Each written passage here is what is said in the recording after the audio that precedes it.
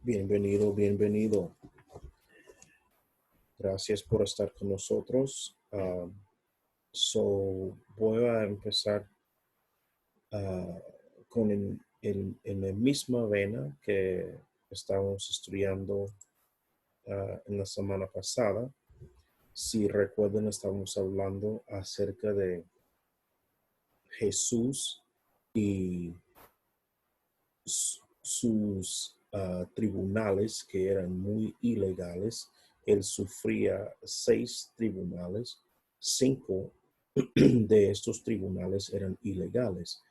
Y hablábamos acerca de cómo Jesús sufría. Y al final, uh, yo hice la pregunta a ustedes acerca de cómo es posible que nosotros hemos participado, sin querer en juzgar a otro.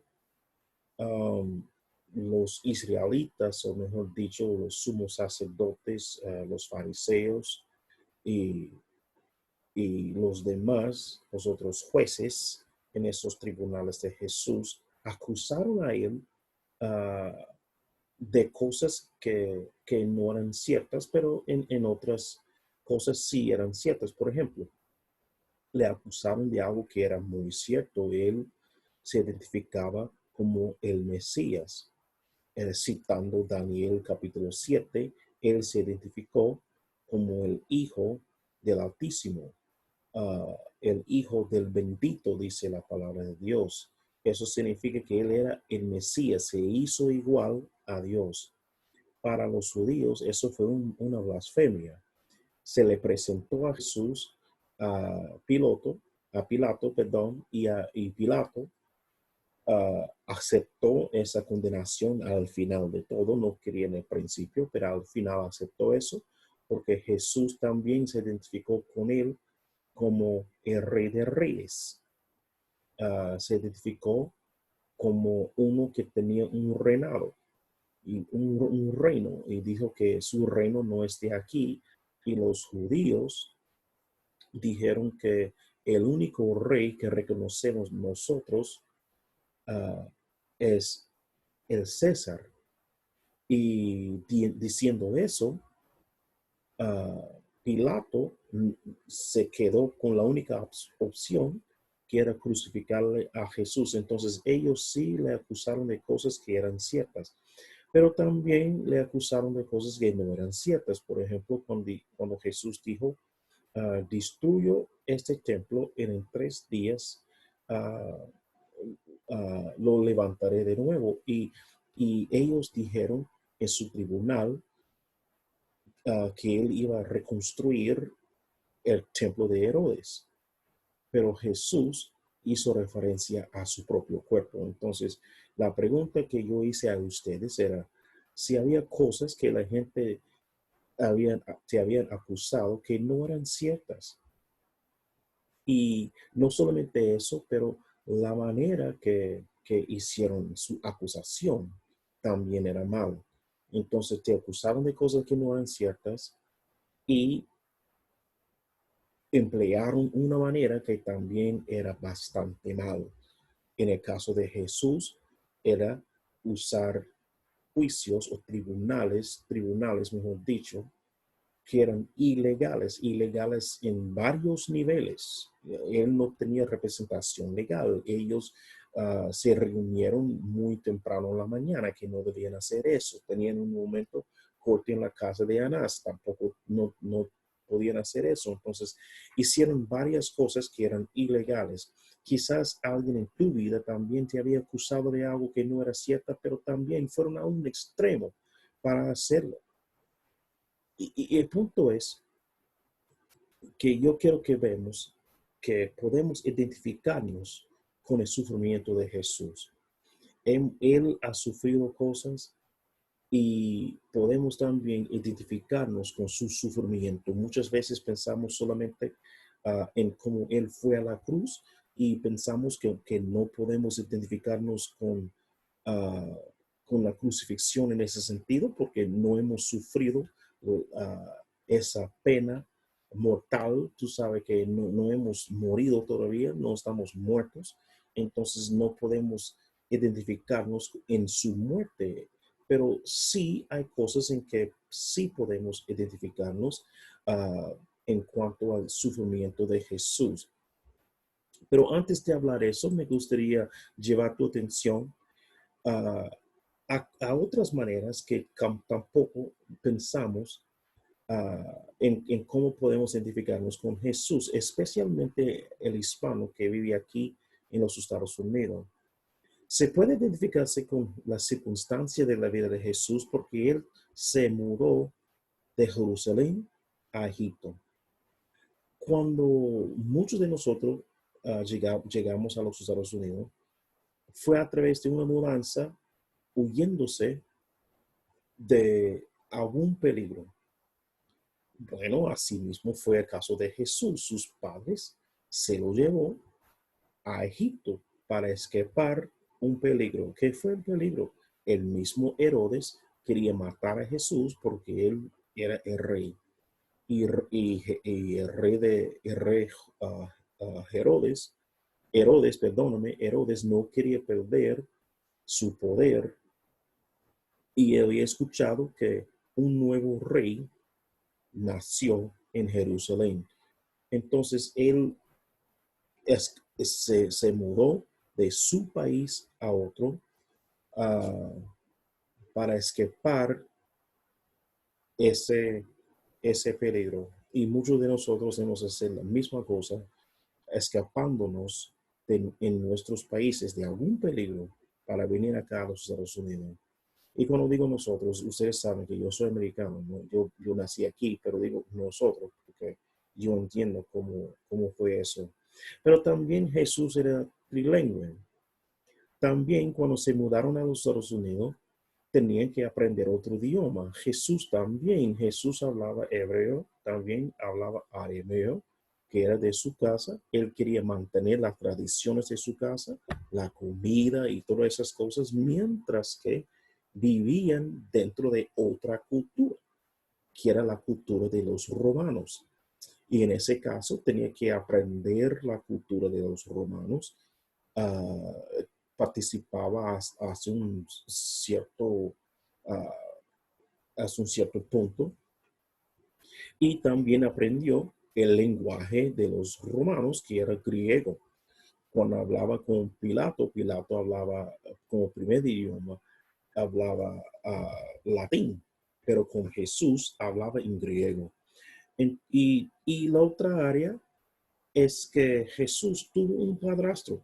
Muchas veces no pensamos en eso, pensamos en sus padres y es cierto que la Biblia se identifica a José y María como sus padres, dice a sí mismo sus padres, pero el papá de Jesús era Dios mismo y José era su padrastro y muchos de nosotros nacemos a un padrastro, no tenemos el padre en la casa y así fue el caso de Jesús. Él nació un padrastro, él entiende esa parte de nosotros. Si tú eres un niño, si tú eres un hombre que nació y tu papá no estaba, Jesús entiende eso, físicamente no estaba.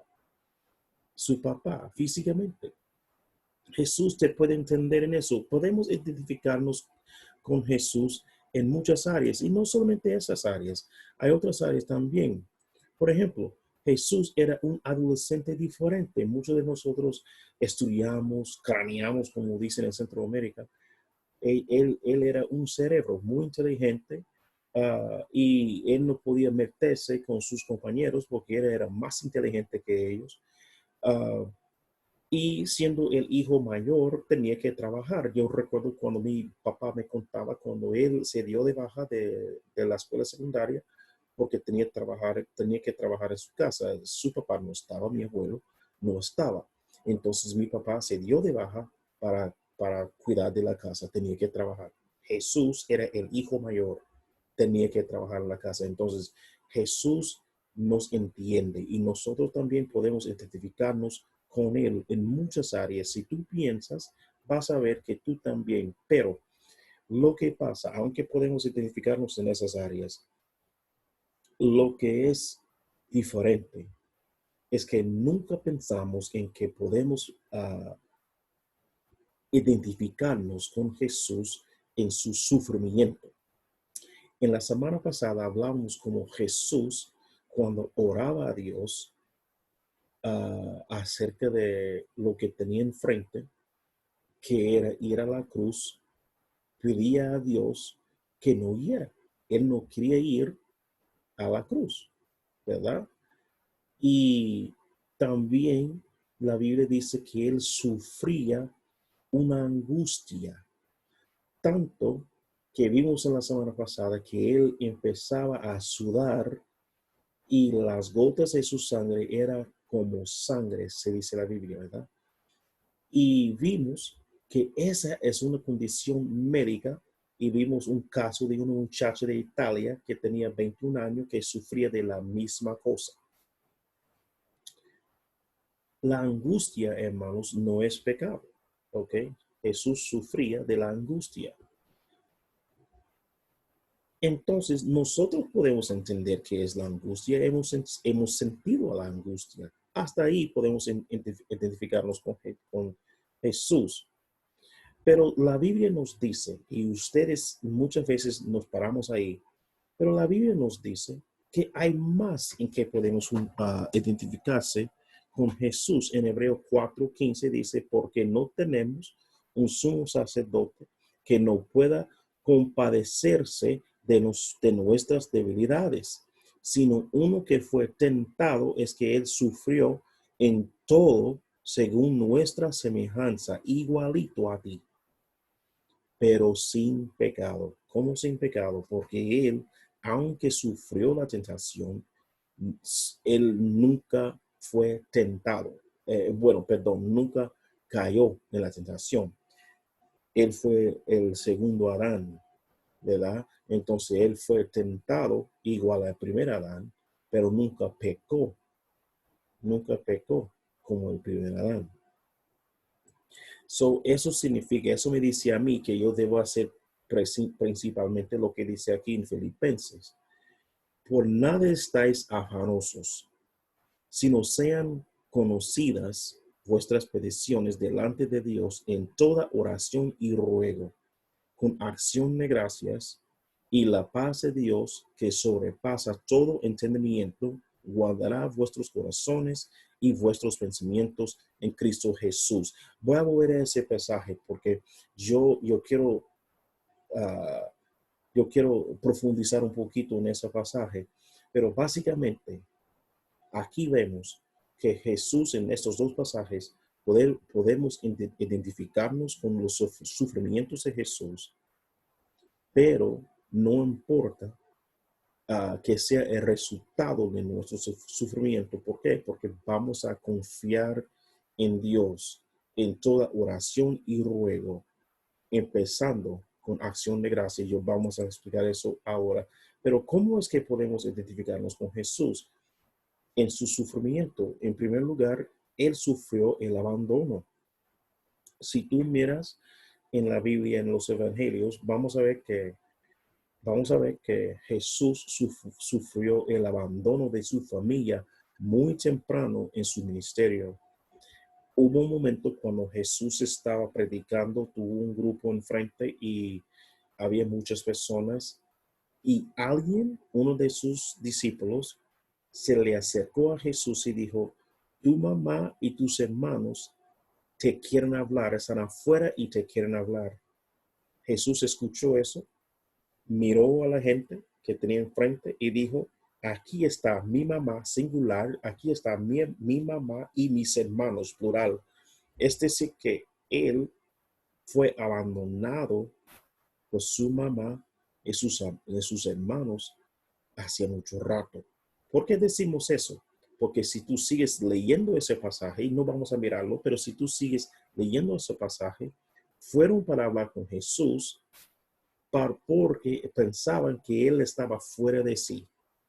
Decían que él había perdido su mente, como decimos en inglés, él estaba fuera de sí. Jesús sufrió ese abandono. También Pedro, como ven en tus pantallas, había abandonado a Jesús, Jesús mismo le dijo, me vas a abandonar, me vas a negar conocerme. Y Pedro dijo que no, no, no, no, no, maestro, yo te conozco hasta la muerte voy. Jesús dijo que no. Antes de la mañana vas a negarme 3 veces. Entonces Jesús fue abandonado tanto por su familia como sus amigos. En su misma crucifixión no había ningún amigo, ningún familiar aparte de Juan, el amigo, y su mamá. Y su mamá. Y él subrayó eso mismo dicho cuando él dijo, aquí está mi mamá y mis hermanos. En ese sentido, su mamá de sangre estaba y Juan estaba y él dijo, hombre, esto es tu mamá y mujer, esto es tu hijo. Entonces, Jesús fue abandonado completamente también en su sufrimiento legal. Y quizás tú dices que, bueno, mi familia, tú sabes que es sentir abandonado por tu familia. Tú llamas a un amigo y tú dices que, bueno, necesito que tú me hagas tal cosa y ese amigo dice, sí, hermano, yo estoy, cuenta conmigo y el amigo nunca se presenta. Sabemos cómo es. Amigo, necesito que tú hagas tal cosa a cierta hora y el amigo dice que está bien, cuenta conmigo. La hora llega, pero el amigo no. Entonces eso siempre nos pasa. Ese abandono es muy normal.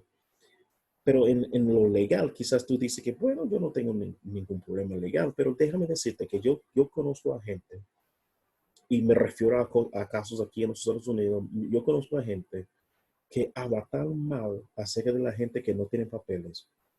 Ellos tienen papeles y hay otros latinos que no tienen papeles y hablan tan mal, bueno, eso es su problema y eso es tercero. Pero esas personas también son seres humanos. Y quizás él no tiene ese problema legal, pero puede ser que tienes otro problema legal. Por ejemplo, la policía te puede parar por manejar rápido, se puede parar porque manejas normal, pero manejas borracho. O quizás una vez tuviste una pelea pública y te llevaron al corte por eso, o tú tienes cualquier otro tipo de demanda. El caso es que podemos tener varios problemas legales que no necesariamente son criminales, como el caso de Cristo, pero él tenía problemas legales, tanto estatales como federales, Jesús tenía. Y nosotros podemos tener la misma cosa. Tú no es exento de problemas legales, pero lo que pasa es que vas a sentir ese abandono. Bueno, eso es tu problema. Yo conozco a gente acá que está sufriendo eso. Es sufrimiento de la desgracia en cuanto a Jesús. Le escupieron la cara, le bofetaban, quizás nadie te había tocado, yo no sé, pero yo no sé si usted es una mujer abusada o un hombre abusado, o un niño que fue abusado, niña que fue abusada, una persona que sufría el abuso verbal, emocional. Hemos sufrido. Fue algo muy emocional para Cristo sufrir también.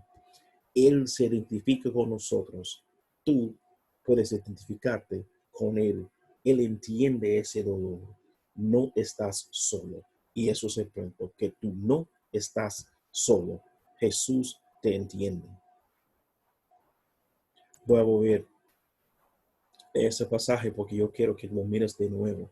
Por nada estáis afanosos. Por nada. Jesús, como dije, sabe que es la angustia, pero dice aquí, por nada estáis afanosos. Hay mucho afán. Dice que si no sean conocidas vuestras peticiones delante de Dios, Dios te escucha. Dios te escucha en toda oración y ruego. Lo que pasa, hermano, es que sentimos ese afán, sentimos angustia, porque muchas veces lo que pasa es que oramos, dejamos la cosa con Dios, lo recogimos de nuevo para llevar esa carga con nosotros, porque Dios obviamente no sabe lo que está haciendo. Pero te digo una cosa, si tú quieres quitar el afán y la angustia, cuando tú realmente deja la cosa en las manos de Dios, cuando tú por fin dices que Dios, esa cosa es tuya, cuando tú dejas de preocuparte por eso, es en ese momento que verás el milagro, la salida. Pero lo que pasa es que andamos buscando la salida y nos preocupamos mucho por encontrar la salida, cuando lo que debes hacer es dejar la cosa con Dios, como de verdad dejar la cosa con Dios. Y dile a Dios que sabes que Dios, ya la cosa está en tus manos, ya no busco salida, ya no busco ayuda, ya no busco nada. Y es en ese momento que como un milagro Dios te abre los ojos y te muestra la salida, porque ya no estás preocupada. En vez, tu enfoque está en su reino. Tu enfoque está en su reino, en su reino. Y mira lo que pasa. Dice, en toda oración y ruego con acción de gracias. ¿Por qué? Le das gracias porque ya tú aceptas que la cosa está en su mano y ya no está en tu mano. Y el resultado es la paz de Dios sobrepasará todo entendimiento. Tendrás una paz que nadie puede entender. Todo el mundo está diciendo que yo no sé por qué él tiene tanta paz. Yo sé que debe estar sufriendo. Yo no sé por qué ella tiene tanto gozo. Yo sé que está pasando por algo fuerte, pero ella tiene gozo. ¿Por qué tiene gozo? Porque tú aceptaste que Dios puede resolver el problema y tú dejaste de buscar la salida tú. Tú dejaste de decir a Dios, necesito que la cosa se resuelva a esa manera. Y eso es lo que te da afán. Eso es lo que te da angustia. Porque tú ya tienes el problema ya resuelto en tu mente de una cierta manera, que no es la manera de Dios. Y cuando tú no ves eso, te entra angustia, te entra afán. Pero cuando lo entregas a Él, tendrás paz que sobrepasa todo entendimiento. Y mira lo que pasa. El resultado de esa paz es guardar tu corazón, tus sentimientos. Ya no tendrás esa angustia, ya no tendrás ese afán. Y tu pensamiento en Cristo. Lo que pasa es que las emociones reaccionan a pensamiento. Tú piensas algo y reaccionas emocionalmente. Y cuando tú reaccionas emocionalmente, te entra esa tensión, tú sabes, y ya no tienes esa paz. Pero si tú dejas que la paz more en ti, tendrás guardada la mente, guardado el corazón en Jesucristo. Y no tendrías que preocuparte por nada, nada de eso. La solución, mis hermanos, es muy sencillo. Gracias, Padre, por esta porción de tu escritura. Gracias por esa enseñanza. Yo pido, Padre, esa paz sobre todas las personas que me están escuchando ahora. Yo pido que sus corazones sean guardados, sus mentes sean guardadas en ti. Porque sabemos que en el mismo momento que entregamos a ti todas nuestras preocupaciones y problemas, ya tenemos en tus manos todo. Podemos confiar que tú sabes resolver todo. Pero lo que pasa, Padre, es que queremos recoger la cosa de nuevo. Pero esta vez, Padre, yo oro que aprendamos a confiar en ti, verdaderamente confiar en ti. En el nombre de Jesús oro. Amén.